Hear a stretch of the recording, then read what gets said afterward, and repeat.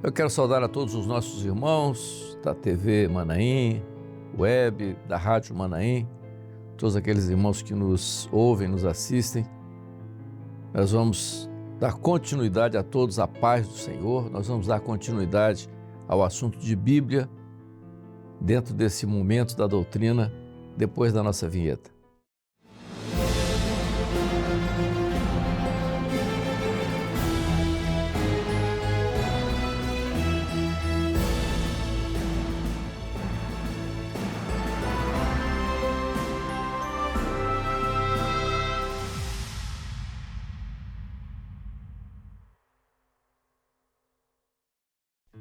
No último evento, nós estávamos falando da importância de ver a Bíblia de forma diferente, especialmente nos dias de hoje.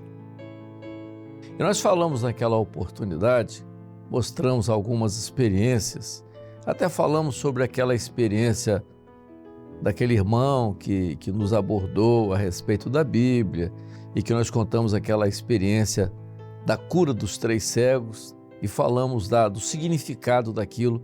Esse assunto nós tratamos no evento anterior. Dando continuidade, nós olhamos para a palavra, repetimos, a palavra tem dois pontos que precisam ser observados. Um é aquilo que ela significa como palavra, aquilo que ela possui como conteúdo, que é a palavra da vida, como nós falamos. E outra é quando ela se cumpre e quando ela acontece, e que nós chamamos de palavra viva. Então, aquilo que foi dito acontece naquele momento. E esse é o grande objetivo da palavra hoje, daquilo que é o momento da igreja hoje. A igreja hoje está envolvida com um momento muito especial. Por quê? Nós sempre temos dito, e é uma frase que a gente fala, mas é uma frase atual. A igreja verdadeira, ela olha na palavra e ela vê o tempo que ela está, o tempo profético que ela está. Então a igreja verdadeira, ela identifica o tempo profético que ela está vivendo através da palavra. Mas de que forma? Da forma profética, porque a Bíblia é profética. Vejam, o ministério de Jesus, os evangelhos que estão ali colocados no início do Novo Testamento, a maioria dos pregadores prega, ou a maioria dos sermões são baseados nos evangelhos, claro. Então o evangelho é muito simples, é muito textual. Nós vamos ver que não. Por exemplo, vamos pegar alguns acontecimentos no ministério de Jesus que parecem diferentes para uma abordagem da palavra. Nós já falamos da vez passada daquela citação que Jesus faz, que deixou todos os religiosos perplexos, né? Quem não comer da minha carne e não beber do meu sangue, já falei sobre aquilo no episódio anterior. Mas hoje nós vamos falar de uma coisa também que está na palavra, quando Jesus pergunta aos discípulos a respeito dele, o que é que os apóstolos achavam a respeito deles. Primeiramente ele pergunta o que é que eles falam de mim? O que é que os homens dizem a meu respeito? Pedro diz, olha, eles dizem uma série de coisas, uns que o senhor é Jeremias, João Batista, Elias. E Jesus diz, e vós, quem dizeis que eu sou? Pedro, tomando a palavra, diz, tu és o Cristo, filho do Deus vivo. Jesus olha para Pedro e diz, Pedro, o que você teve foi revelação. E agora eu vou te dizer uma coisa, Pedro. Olha só o que disse Jesus e que está na palavra. E é isso que nós vamos ver do ponto de vista interpretativo para mostrar o que é a palavra interpretada racionalmente, na razão, e na razão, aí você pode dizer, que você pode colocá-la dentro de um tempo, e um tempo que não é o tempo onde ela foi escrita, e o que está além disso. Jesus olha para Pedro e diz assim: também eu te digo, Pedro, tu és Pedro, porém sobre esta pedra edificarei a minha igreja, e nem as portas do inferno prevalecerão contra ela. Tudo que ligar na terra será ligado nos céus. Durante muito tempo, a igreja,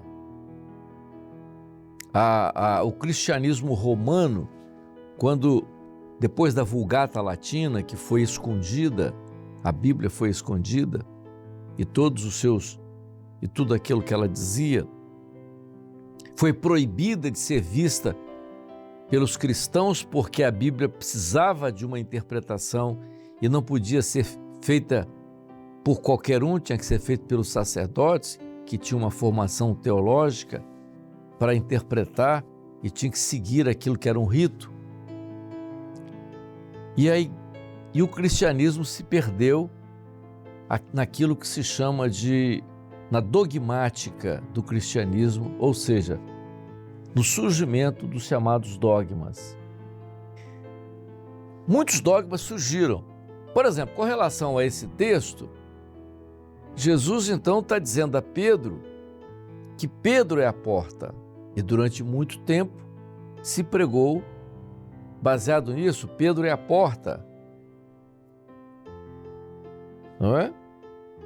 E as portas do inferno não prevalecerão contra ela.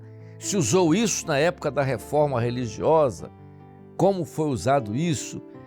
Dizendo que a reforma religiosa eram as portas do inferno que se abriram contra o cristianismo, da qual Pedro era o início e era o fundador, por aquilo que Jesus havia prometido. Isso era um desvio assim brutal dentro da palavra e usando a palavra. É por isso que nós falamos que a palavra ela está estabelecida, nós podemos ler, é a palavra da vida, é o projeto que está lá. Mas nós temos que entender o projeto não da forma como se entende uma filosofia ou uma ideologia ou coisa parecida.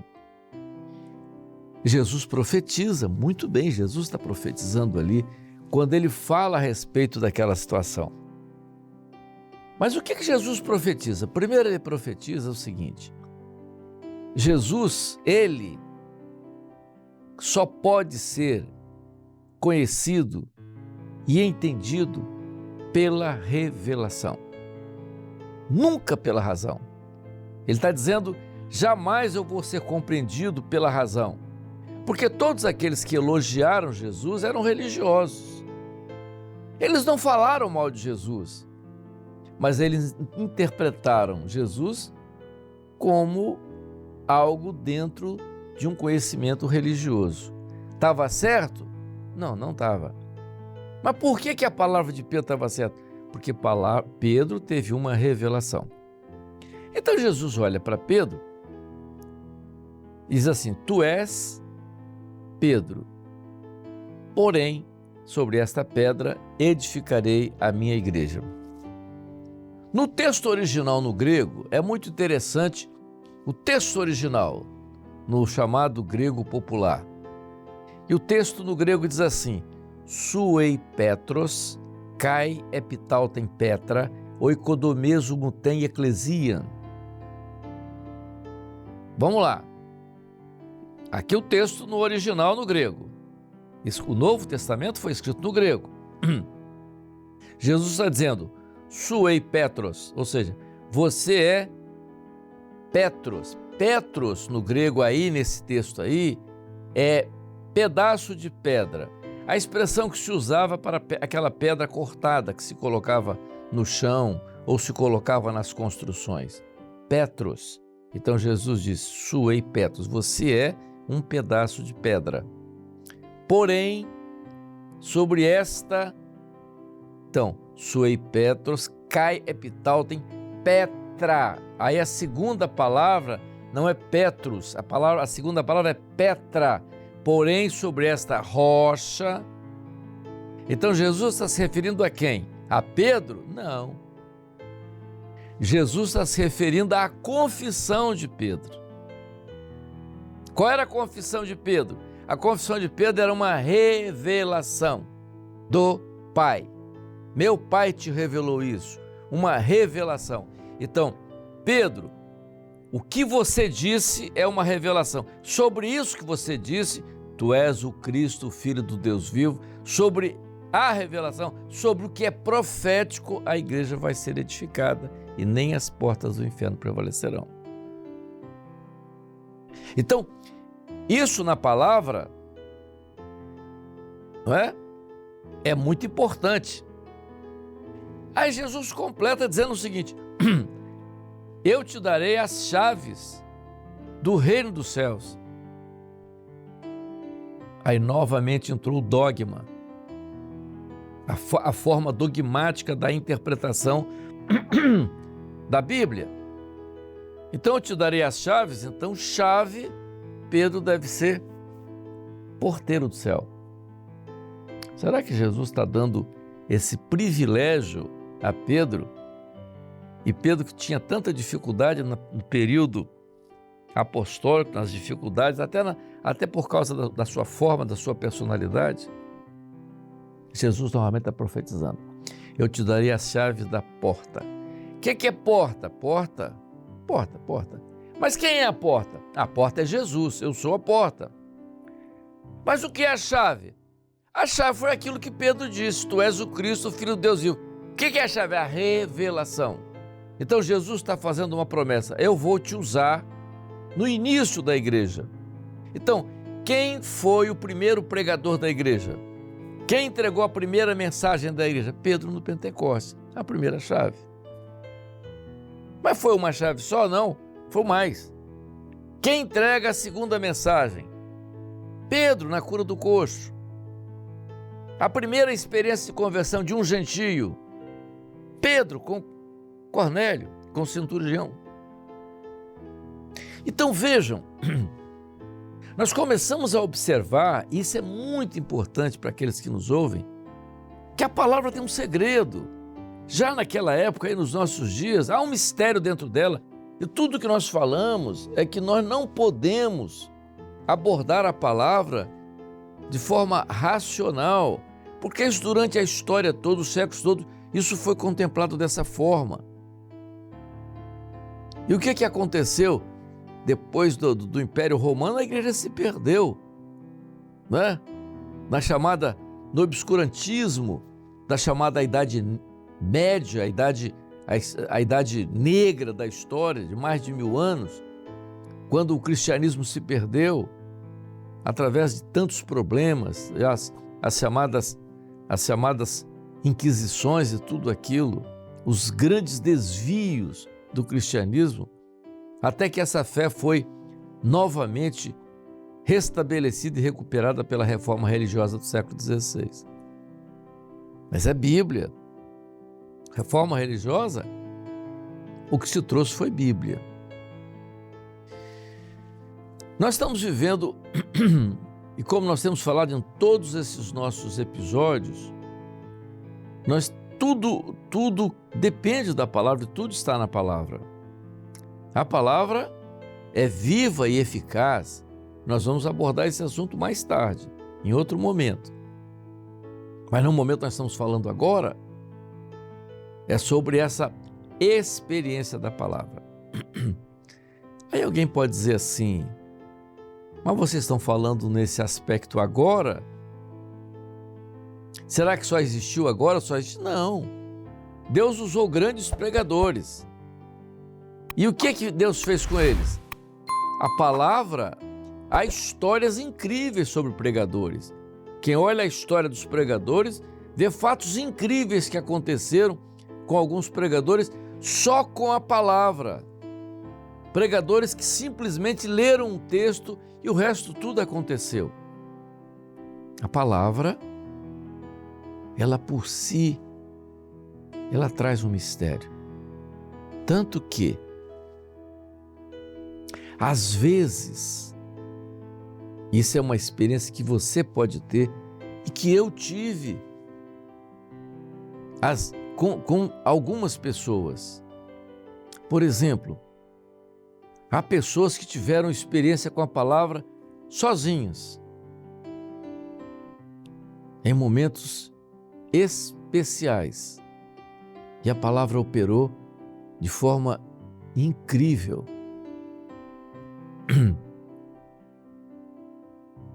Eu vou contar uma experiência sobre a palavra. Ela é especial e às vezes ela opera independente de nós que a citamos. Nós às vezes entregamos um folheto contendo a palavra e aquela pessoa leva aquele folheto e um dia acontece um milagre com relação àquele. Que coisa interessante e misteriosa. Eu atendi uma vez uma senhora lá no Manaim. E essa senhora me procurou para contar uma experiência. E a experiência dela, ela sempre tinha sido uma mulher religiosa, tinha a sua fé, a sua crença, uma família cristã. Mas um dia, ela ganhou de presente uma Bíblia. E uma Bíblia, e ela procurou a liderança religiosa dela, ela pertencia a uma igreja, né? E mostrou lá para a liderança dela aquela Bíblia, e aquela pessoa então disse a essa senhora: olha, essa Bíblia não tem nada conosco, essa Bíblia é uma Bíblia que não é completa, não tem os livros, né? Aqueles livros que nós já comentamos sobre os livros apócrifos. Ele disse: não, essa Bíblia não é completa, essa Bíblia é uma Bíblia herética, essa Bíblia não faz parte do cano de Deus e tal, mas encheu a cabeça daquela senhora e disse o seguinte: olha, você chega em casa, pega essa Bíblia, que não é a Bíblia genuína, e você toca fogo nessa Bíblia, queima essa Bíblia.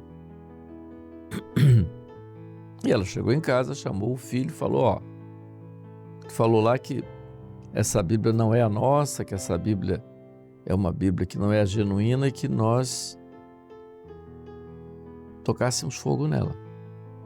Então eles pegaram ela e o filho, foram lá, encharcaram a Bíblia de álcool, tocaram fogo e jogaram lá tinha um negócio de lixo lá no quintal, jogaram lá.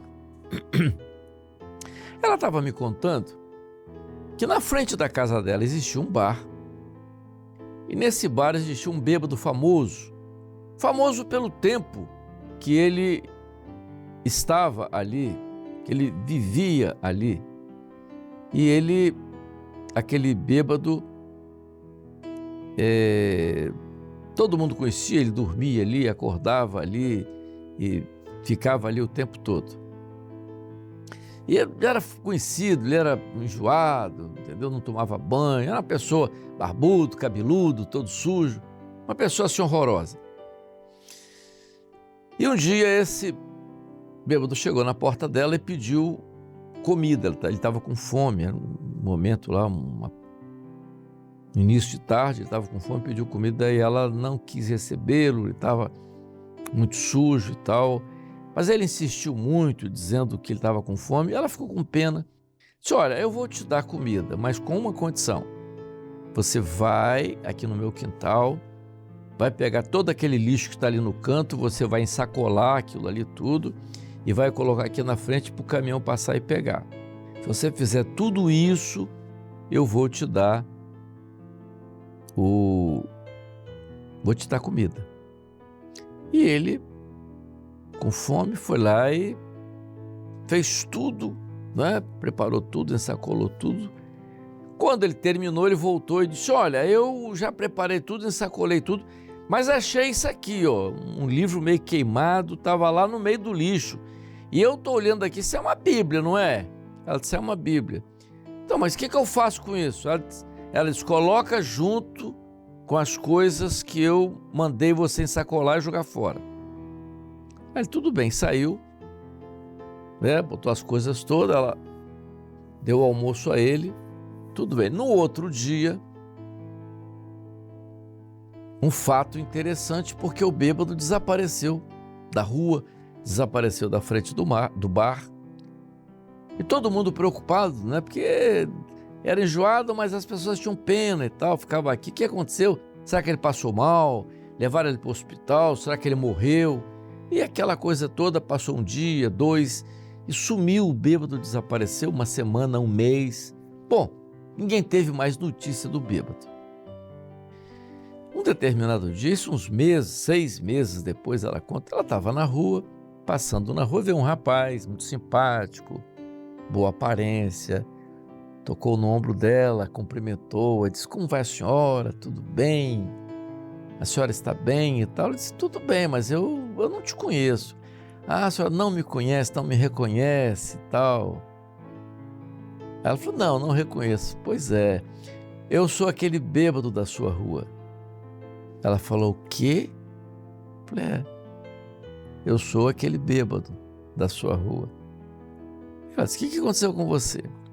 Ele disse: você lembra que um dia eu te pedi comida e você mandou eu limpar seu quintal? Ela disse: lembro. Pois é. Você lembra que eu ensacolei tudo e trouxe um livro na mão e disse a você que aquilo era a Bíblia, que eu devia fazer? E você disse: pega o livro, coloca no meio da sacola com todo o lixo e coloca na rua. Ela disse: foi. Pois é, eu sacolei tudo, mas eu não coloquei a Bíblia no lixo. Eu peguei a Bíblia e saí com ela. Naquele dia eu fui para um canto e abri a Bíblia e Deus falou comigo. Eu sou resultado, ela contando, ele falou para ela: eu sou resultado daquela Bíblia e da voz de Deus que eu ouvi. Eu hoje sou um servo de Deus. Ela ficou parada olhando. O que a Bíblia fez com aquele homem? E ela disse: ele me convidou para ir à igreja dele, eu fui, por isso eu estou aqui no Manaim. O que o Espírito Santo fez usando a palavra. Então a palavra, ela tem um segredo. Às vezes, você sozinho com ela, o Espírito vem e faz com que ela tenha todo esse contexto. É por isso, e é um assunto que nós vamos falar depois, é por isso que nós abrimos a palavra e ela nos fala. Aquilo que aconteceu com aquele bêbado, que o Espírito Santo operou ali, no abrir da palavra, o Espírito Santo operou ali e tocou naquele homem, falou com aquele homem. Essa é a esperança que nós temos quando nós abrimos clamando pelo sangue de Jesus. E é isso que faz entender aquilo que a palavra viva. Então a palavra viva é tudo aquilo que nós vamos continuar falando, vamos ser repetitivos em todos os nossos episódios aqui. A palavra viva. A palavra da vida existe e está ali, mas quando o Espírito opera nela, ela é viva.